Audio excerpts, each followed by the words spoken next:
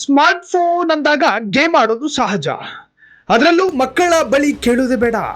Mobile ಸಿಕ್ಕರೆ ಸಾಕು, ಸಿಕ್ಕ ಗೇಮಿಂಗ್ ಅಪ್ಲಿಕೇಶನ್ಗಳನ್ನು ಡೌನ್ಲೋಡ್ ಮಾಡಿಕೊಂಡು ಆಡಲು ಶುರು ಮಾಡ್ತಾರೆ. ಆದರೆ ಇದೀಗ ಸೈಬರ್ ಅಧಿಕಾರಿಗಳು ಇಂತಹ ಗೇಮ್ಗಳಿಂದಲೂ ಎಚ್ಚರಿಕೆಯಿಂದ ಇರುವಂತೆ ಸೂಚನೆ ನೀಡಿದ್ದಾರೆ.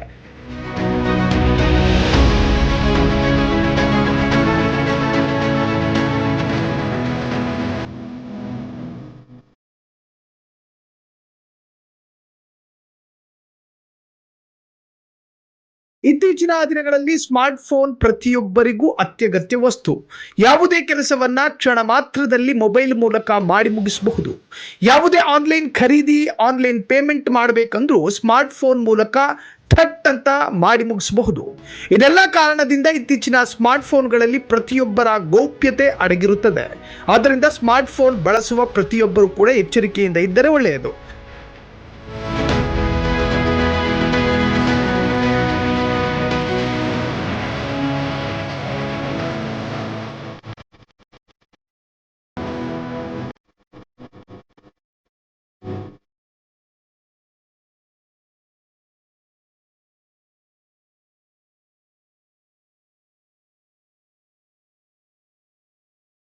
ಸ್ಮಾರ್ಟ್ ಫೋನ್ ಬಳಕೆದಾರರ ಸಂಖ್ಯೆ ಹೆಚ್ಚಾಗ್ತಾ ಇದ್ದಂತೆ ಸೈಬರ್ ವಂಚಕರ ಸಂಖ್ಯೆಯೂ ಹೆಚ್ಚಾಗುತ್ತಿದೆ. ಹೊಸ ಮಾರ್ಗಗಳನ್ನು ಹುಡುಕಿಕೊಂಡು ಜನರನ್ನ ವಂಚನೆ ಜಾಲಕ್ಕೆ ಬೀಳಿಸುತ್ತಿದ್ದಾರೆ. ಈಗ ಮೊಬೈಲ್ ಗೇಮ್ ಆ್ಯಪ್ಗಳೇ ಸೈಬರ್ ವಂಚಕರ ಪ್ರಮುಖ ಅಸ್ತ್ರವಾಗಿದೆ.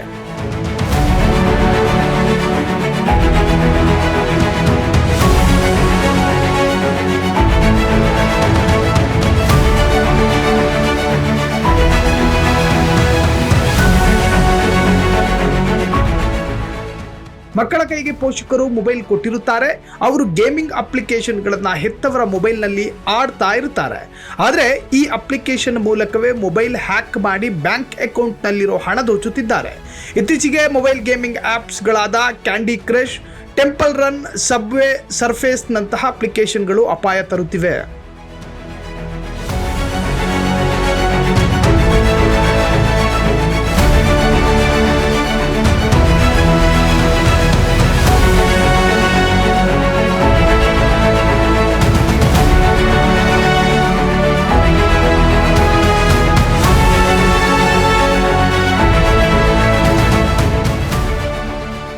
ಮಕ್ಕಳಂತೂ ಟೈಮ್ ಸಿಕ್ಕಾಗೆಲ್ಲ ಇವೇ ಗೇಮ್ಸ್ ಆಡ್ತಿರ್ತಾರೆ.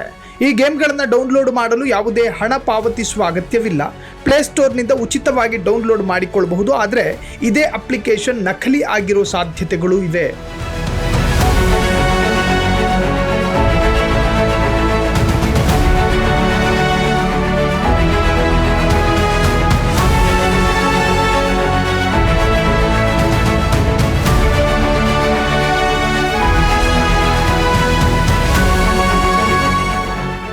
ಇದರ ಮುಖಾಂತರ ನಮ್ಮ ಕಂಪ್ಲೀಟ್ ಡಾಟಾ ಕಳವಾಗ್ತಾ ಇದೆ.